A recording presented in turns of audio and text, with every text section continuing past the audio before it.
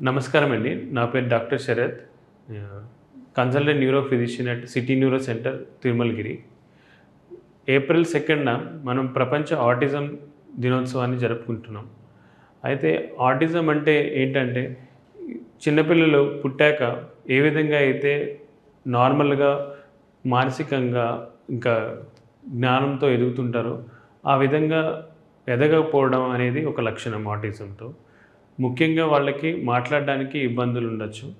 లేకుంటే కంట్లో కళ్ళు చూసి మాట్లాడడం, లేకుంటే వాళ్ళు అవసరమైన విషయాల్ని తెలియజేయడం అనేది సరిగ్గా చెప్పలేకపోవచ్చు.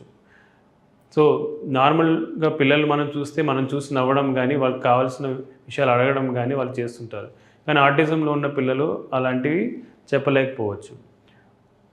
సో, ఈ ఆటిజం అనేదానికి కారణం ఏంటి? ఇప్పటి వరకు సైన్స్‌లో మనం చేసిన రీసెర్చ్ బట్టి కూడా ఎగ్జాక్ట్ కాజ్ అనేది ఐడెంటిఫై కాలేదు.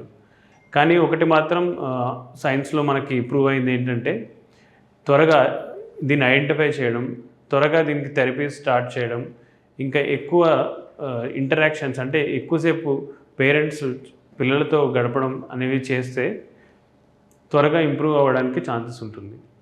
అయితే ఈ వరల్డ్ ఆటిజం డే రోజున మనం ఇతర పిల్లలకి ఎవరికైతే ఆటిజం ఉన్నదో వాళ్ళని ప్రేమగా చూడడం, వాళ్ళ దగ్గరికి తీసుకోవడం, వాళ్ళకి వీలైనంత గైడ్ చేయడం చేస్తే మన అందరం ఆటిజం పిల్లలకి ఎంతో హెల్ప్ చేసిన వాళ్ళం అవుతాం.